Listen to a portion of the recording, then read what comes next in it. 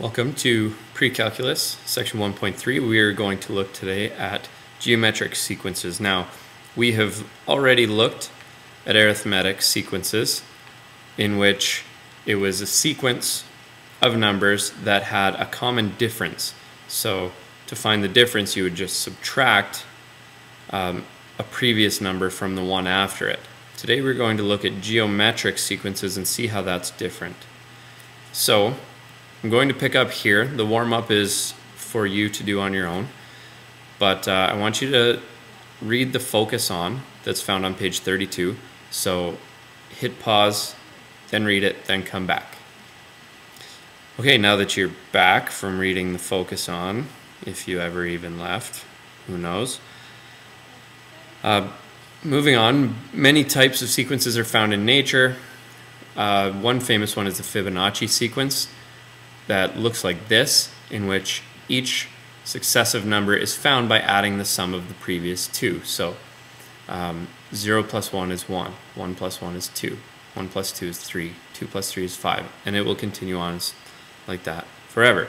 This is frequently found in a lot of things in nature.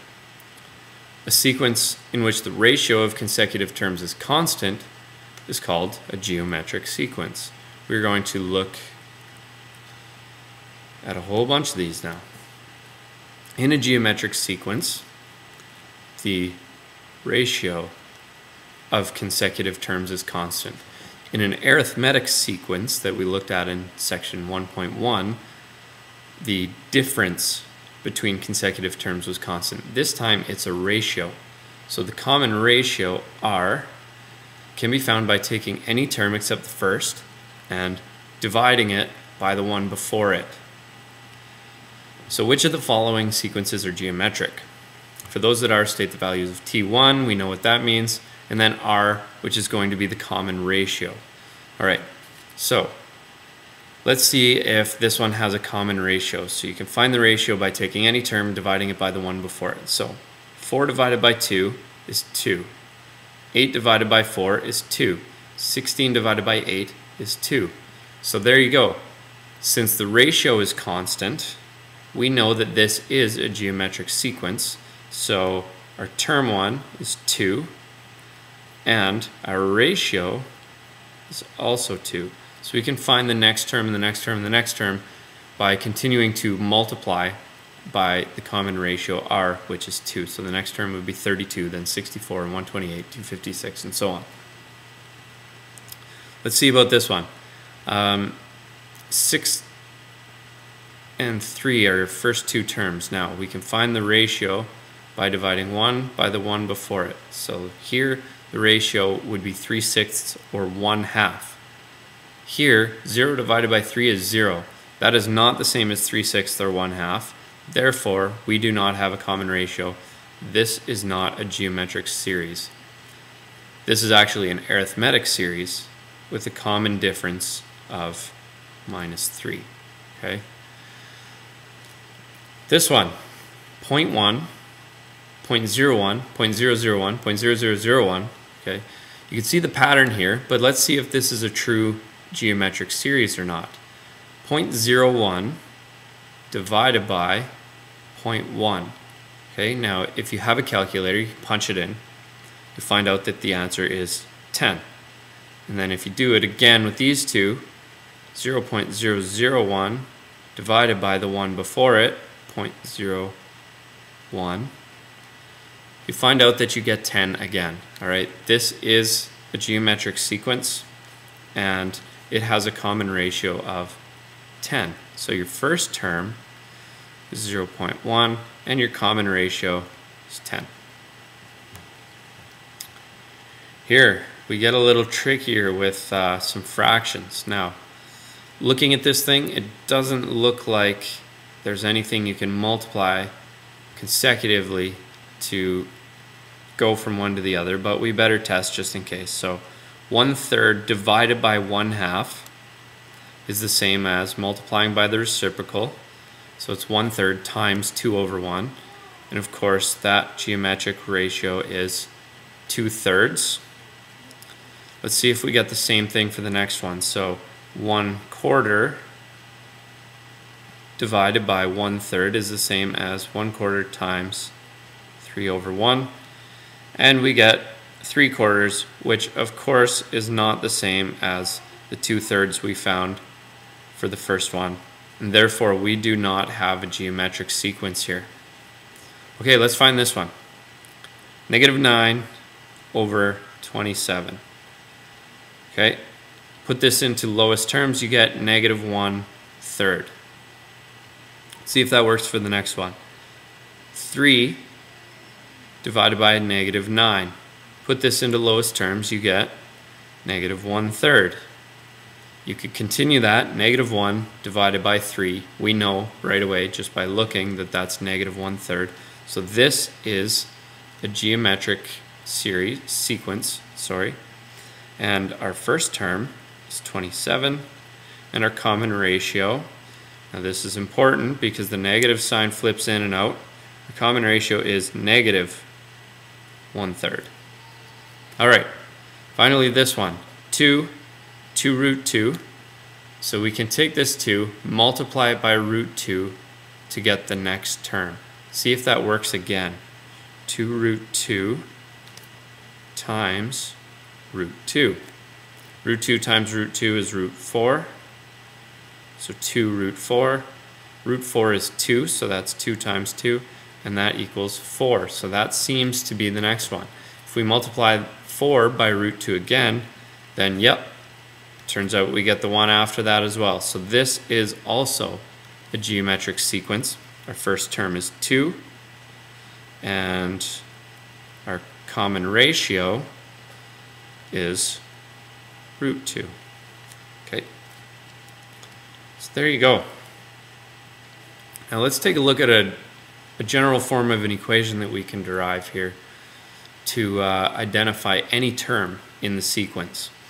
If we use T1 as our starting term, as we always do, and R is our common ratio, we want to try to find a term that will, or an expression, an equation, that will find any term T sub n for us. So, the general geometric sequence is, term 1 is term 1. Term 2 is term 1 multiplied by R. Term 3 is term 2 multiplied by R. Now, term 2 multiplied by R can be written because term 2 is T1 times R, then this whole thing, so this is term 2, this whole thing can be written as T1 times R squared. T1 times R. So we go T1 times R, then we go T1 times R times R. So that would be R squared. T1 times R 3 times, right? So we'd take our term 1 and we go multiply by R, multiply by R, multiply by R again. So we multiply by R 3 times, so it's raised to the power of 3. And then T1 R to the 4, T1 times R to the 5, and then T1 times R to the what to find term Tn. If you said n minus 1, pat yourself on the back, go celebrate with some ice cream. Awesome job, because what we do is whatever the n value is in our T sub n, we subtract 1 from that to get the exponent on our common ratio. So 5 minus 1 is 4, 4 minus 1 is 3, 3 minus 1 is 2, n minus 1 is n minus 1. Okay? Thus, to find the general nth term of any geometric sequence, we want to find T sub n, and it's just term 1 times the common ratio R, and R is raised to the power of n minus 1. The first term is T1, common ratio is R, the nth term is T sub n, and the total number of terms is n. So let's try an example here. In nature, many single-celled organisms, such as bacteria, reproduce by splitting in two so that one cell gives rise to 2, Then those two split and give rise to 4, then 4 split and give rise to 8, and that will continue producing a geometric sequence. Suppose that there were 10 bacteria originally present in a bacteria sample. There's some keywords right here, okay? 10 present, that means this is what we start with. Determine the general term that relates the number of bacteria to the doubling period of the bacteria. State the values for T1 and R in the geometric sequence produced. Now, every time they split, they double. So they're going to double and double and double. So we're basically multiplying by 2 over and over and over again. 2 times 2 is 4, 4 times 2 is 8, 8 times 2 would be 16 would be the next split. Therefore, R is not 16. R is 2. Dull. Get it together, man. Okay, so the general term, Tn, T sub n, is term 1 multiplied by R to the n minus 1. So this is our formula. Therefore, Tn in our case is 10 times 2 to the n minus 1. Now, when you're doing this, grade 11s, you need to be very careful when you are evaluating expressions like this, because you must pay attention to order of operations. You've all learned BEDMAS, probably in a previous math course, okay, that states that you have to do brackets and exponents before you do division multiplication, which comes before you do addition and subtraction. So, this cannot be written, I repeat, cannot be written as 20, okay? This cannot be written as 20 to the n minus 1. Order of operations states that you must do the exponent first. So this has to be done first, and then when that's done, you can multiply by 10 to get your final answer, okay? So please, please, please try to avoid that common pitfall. So here's a your turn.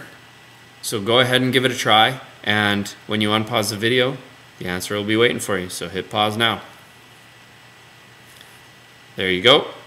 There's your answer. Hit pause, take a look at it. If you didn't get it, go back, try to do it again. So we'll go through another example here. Sometimes you use a photocopier to create enlargements or reductions. Suppose the actual length of a photograph is 25 centimeters. Okay. So we're starting with something that is 25 centimeters long. I'm going to make a bold prediction and say that T1 is going to be 25. And when I say prediction, it's not really a prediction because I kind of made this, so I'm cheating. And the smallest size that a photocopier can make is 67% of the original. What is the shortest possible length of the photograph after 5 reductions? So shortest length. So we are going to reduce it by the maximum amount 5 times in a row. Find out how big it is at the end. Okay, so what is our common ratio? This gives us all the information we need to know. 67%.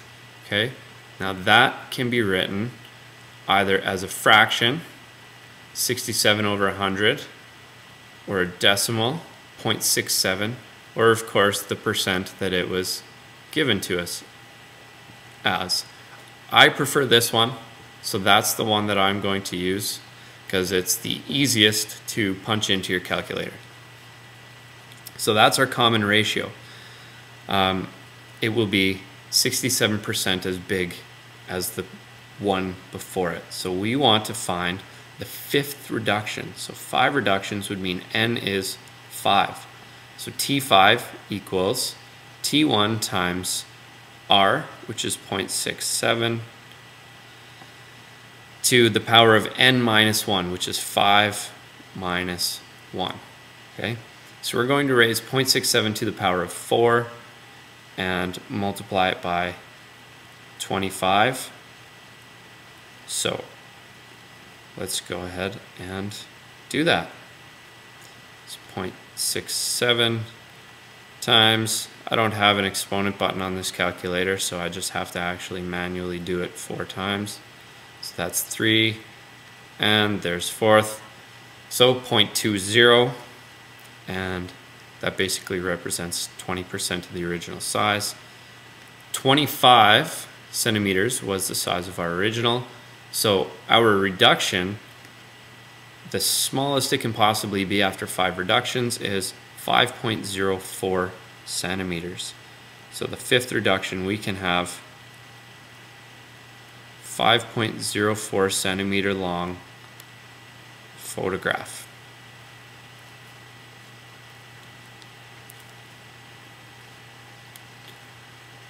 It's said to the nearest 1/10 of a centimeter though, so this would actually just, we could write this as 5.0 centimeters. That's the nearest 1/10. Here's another your turn. Go ahead and give it a try. As always, the answer will be waiting for you when you get back. Hit pause. There's your answer. I'm hopeful you were able to come to that. If you weren't, go back and try it again. Keep working until you get it, or come and ask me about it tomorrow in class. So our final example here, determining T1 and R. So normally we've given this information in every one we've done so far. Now we're going to try to find this information from other information. So in a geometric sequence, the third term, okay, so right there I see the word third term, I write down T sub 3, and the answer is 54. And the 6th term, T sub 6, is negative 1,458. Yikes. Okay. How are we going to do this? Well, let's think about it. To get from term 3 to term 6, we have to multiply by a common ratio. We have to multiply by a common ratio 1, 2, 3 times. Okay? So 3 is going to be our power, the number of times we multiply that by that common ratio. So something to the power of 3 will equal the ratio of these two things. So negative 1458 divided by 54. So let's go see what that is. 1458 divided by 54. Can't really punch in negatives into this thing either. 27. So the answer, r cubed, equals negative 27. Now, we would take the cubed root of this, and we know that to get negative 27, we have to cube negative 3. So our common ratio, r, is negative 3, and we can use this ratio to find our second and first term. So to find our first term, we could divide negative 54 by negative 3. So 54 divided by 3, and that would give us negative 18 would be our second term. Okay. And if we divide it by negative 3 again to find our first term, negative 18 divided by negative 3 would be positive 6. And therefore T1 equals 6. And R, our common ratio, is minus 3.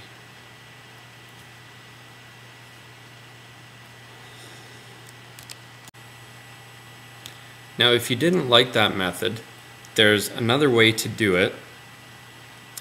We could just substitute into two equations and then try to find r and t based on that. So we know that T3 would be T1 times r to the power of 2, and that T3 is equal to 54. All right, and we also know that T6 is negative 1458, and T6 would be equal to T1 times r to the power of 5. So if we try to solve one of these for t1, we can plug it into the other formula, or sorry, the other equation, and solve it for the value of r. So in this case, t1 would be equal to negative 1,458 divided by r to the 5. So I'm going to take this and I'm going to replace the t1 in this equation with it.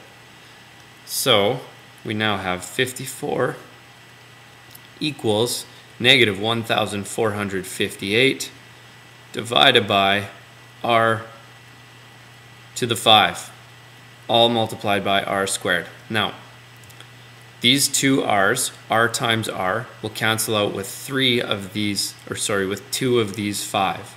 And that will leave us with an r cubed in the denominator. Alright, so now we multiply this r cubed up to the top over here and we get r cubed equals, and then divide 54 down to the other side, r cubed equals negative 1,458 over 54. Maybe it would be better if your students could see what you were writing.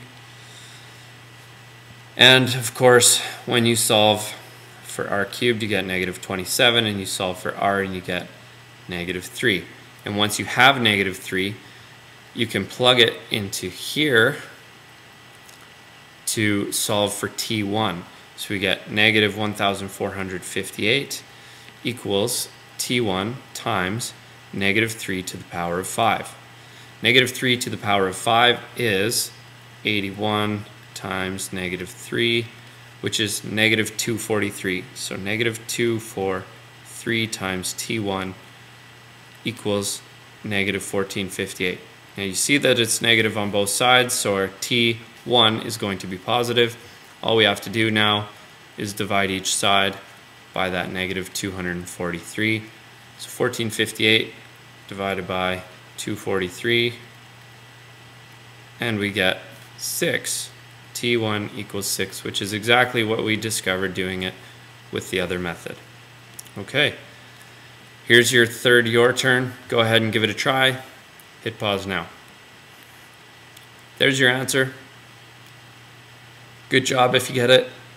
Bad job if you didn't. No, I'm just kidding. Just give it another try. Don't give up. Keep going. I'll see you in class tomorrow, and we will do this example together.